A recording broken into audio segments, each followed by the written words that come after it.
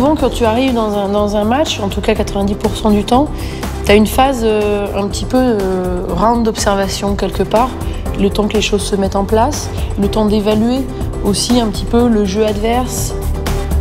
On ne peut jamais savoir à quoi s'attendre, même si tu te sens très bien.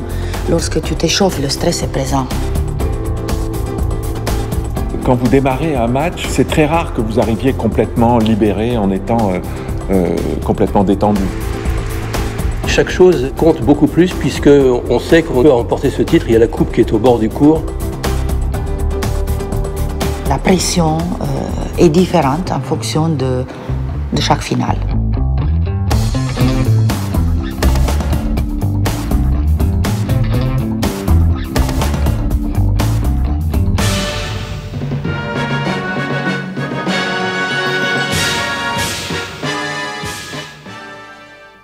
La première finale de l'Open GDF Suez a été représentative de l'opposition idéale entre deux styles de jeu, entre deux joueuses, entre même deux générations, même on peut dire 3 générations, tellement il y avait un écart important entre Martina Navratilova et Monica Seles.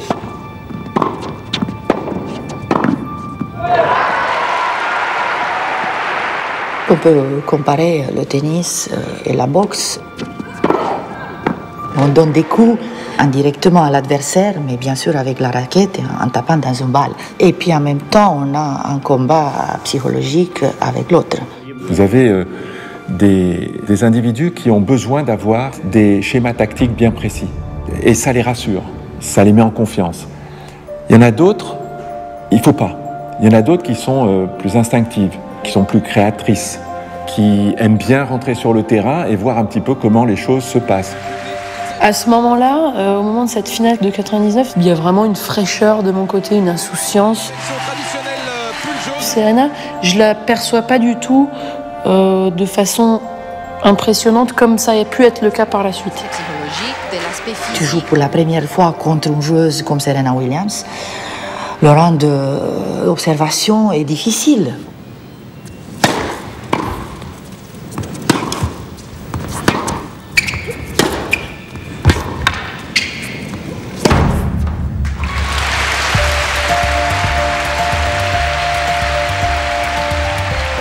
Peut-être un peu trop vite pensé que ça allait être une finale facile pour Amélie.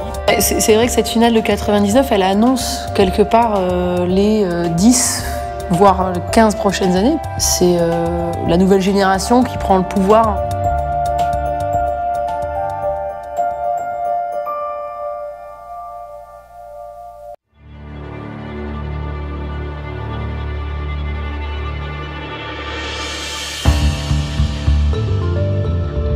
Ce qui déclenche souvent après le début des hostilités, c'est le score.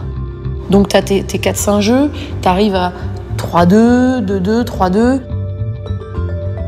3 partout, 4 partout, ça commence à être des moments où les sens sont complètement en éveil. Il y a vraiment une vigilance, un engagement physique qui deviennent beaucoup plus importants, beaucoup plus intenses qu'au début. On commence un petit peu la dramaturgie. C'est fantastique. Extraordinaire. Ah non, elle est faute, elle est faute. Elle est faute. Ah, ça c'est étonnant. C'est un peu comme un suspense. Est-ce que ça va tenir? Tout d'un coup, hop, elle flanche.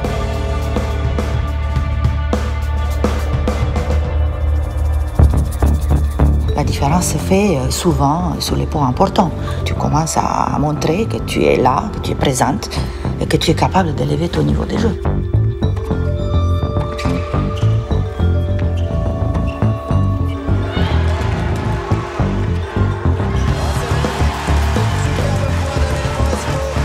Quand vous commencez à vous libérer et que vous sentez que tout d'un coup, tout se met en place et que vous arrivez à bousculer votre adversaire. Et là, hop, tout s'enchaîne et c'est là que vous commencez à marquer des points. Exceptionnel, les deux passings. Mais c'est fragile tout ça, hein, et on le sait quand on joue que tout est tout le temps fragile. Non mais là c'est monstrueux comme retour. Quand vous réussissez 4 S consécutifs, C'est une confiance extraordinaire qui vous envahit parce que quand le service fonctionne bien, tout le reste du jeu suit. Quelle qualité de service de Serena Williams. Ah oui, qui prend le dessus là, puis le 7e jeu, elle a pris le dessus. Elle cherchait la ligne. Ça commence à se régler. Ça y est, c'est parti. Et dans le cas de Serena Williams, avec son service énorme, voilà, elle fait la plupart du temps la différence. Et voilà le 6e. Après full 36 minutes de jeu, Serena Williams mène face à Amélie Mauresmo dans cette finale du 11e Open Gaz de France. Elle a remporté la...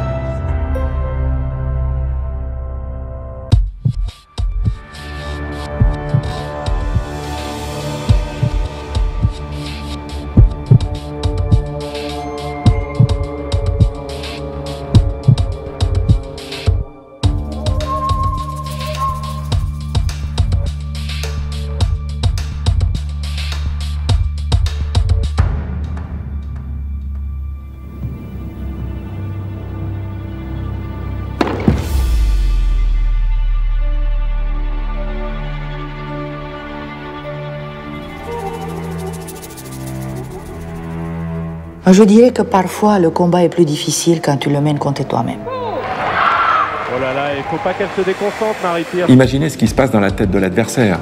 À ce moment-là, c'est comme si on lui signait un chèque en blanc. On lui dit « je vais pas bien, je suis nerveux, je suis excité, ça va mal, je suis perturbé ». L'adversaire prend conscience du fait que l'autre est en train de craquer.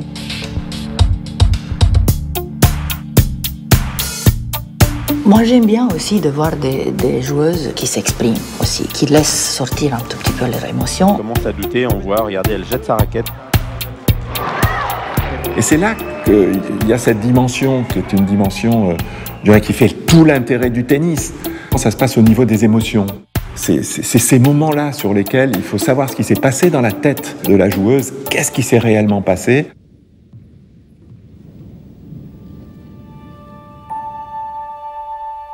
Quand on est au fond du trou dans un même match, c'est extrêmement difficile de sortir la tête de l'eau. Très très difficile, c'est vraiment le plus grand défi possible. Comment vous gérez ça?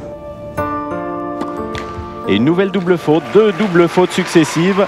Et c'est maintenant 3 balles de break sur le... Il n'y a pas de panique, il n'y a pas d'angoisse, il n'y a pas de stress par rapport à ça. Je me mets au fond du cours, je prends ma serviette. Alors ça, la serviette, c'est très important aussi. Ça permet de me recaler, voilà, d'avoir des rituels qui rassurent tout simplement. Et puis je me dis des mots positifs, des mots qui me parlent, qui me permettent de m'accrocher, de ne pas me perdre parfois dans mon stress.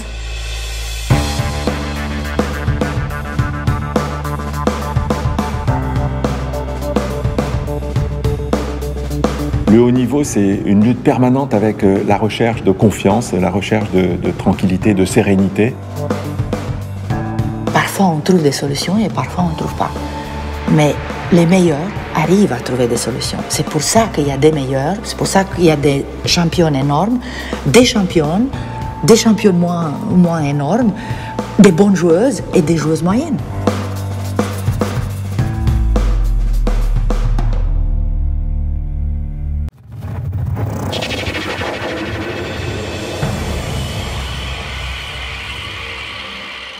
Parfois, un match peut être renversé par 1 ou 2 points.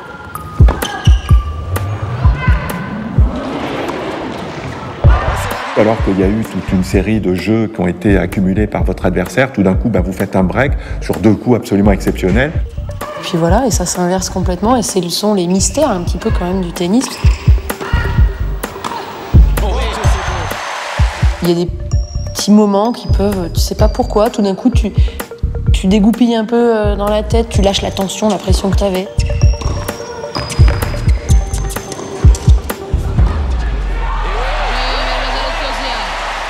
Ce qui peut faire la différence, c'est d'être capable de sortir le coup le plus inattendu.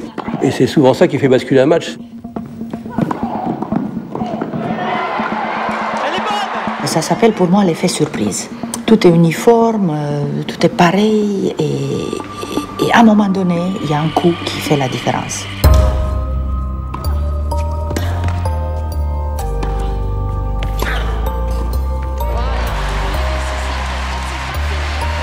ce coup qui vient de nulle part, une inspiration qui t'est transmise tout d'un coup, tu sais pas comment, et tu exécutes un coup auquel tu n'avais pas pensé auparavant.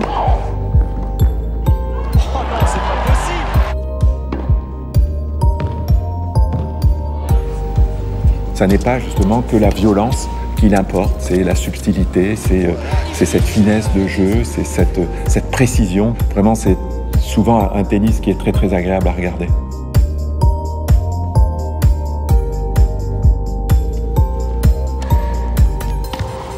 Oh, c'est extraordinaire. Ce coup de poignet est extraordinaire. Un coup de génie, c'est un coup de folie. Toutes ces joueuses, il y a quelque chose. Elles naissent avec un truc qui est au-dessus des autres. Ça s'appelle la classe, le génie.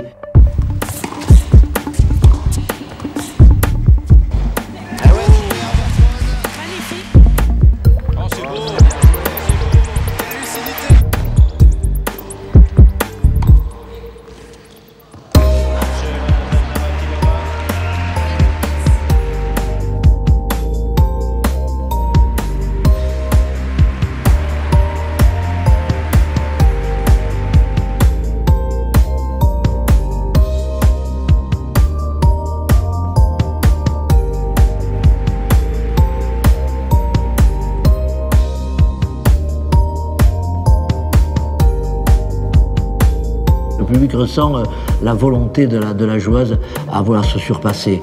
Et quand elle se surpasse, le public aussi se surpasse et devient très près de cette joueuse. Le public le sent, hein, c'est sympa en tout cas, c'est une réaction de Marie-Pierce.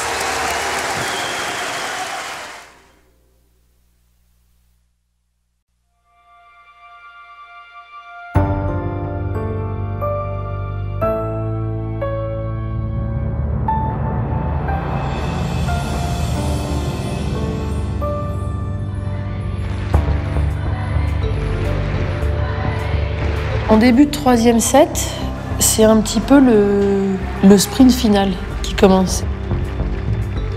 Tout de suite, moi, ce que je pense, c'est l'effort tout de suite, très tôt dans la troisième manche. Tu essayes de mettre le paquet physiquement. Prise de risque, plus importante aussi. Le jeu mental aussi par rapport à l'adversaire, tout de suite montrer non, mais je suis fraîche, je suis bien. Et là, ça se joue, le troisième set, ça se joue surtout dans la tête. Hein. Tout ça, il faut positiver pour dire je suis plus fort qu'elle.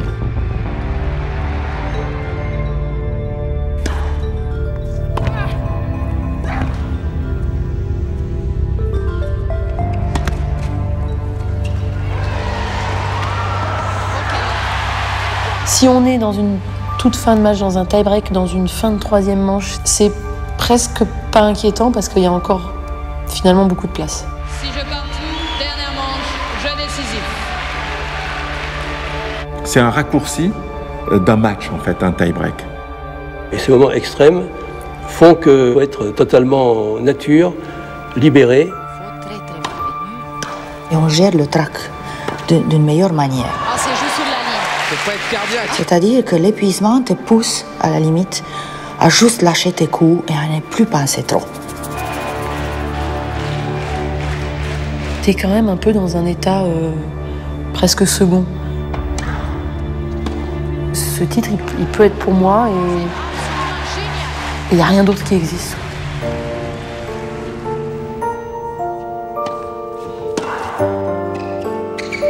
Ah oui. Quelle volonté! Et 2 balles de match maintenant pour Serena Williams.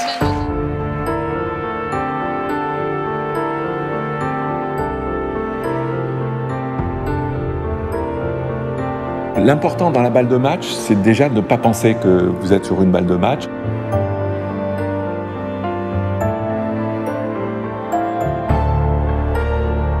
On essaye. On ne réussit pas toujours, mais on essaye de se dire c'est un point comme tous les autres.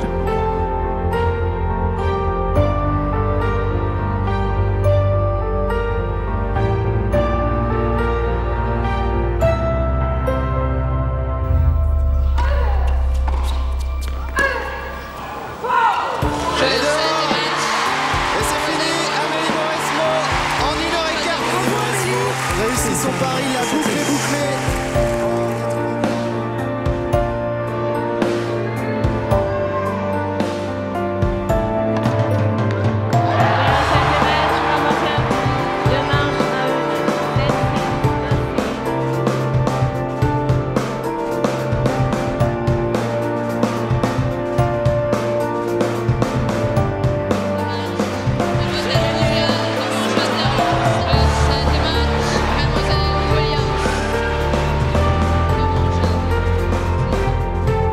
C'est une émotion qui te prend complètement. Voilà, tu ressens quelque chose d'exceptionnel.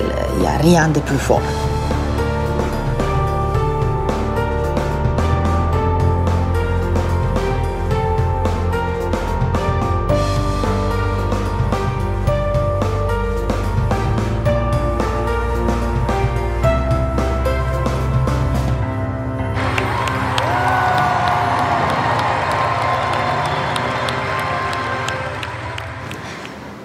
Et voilà,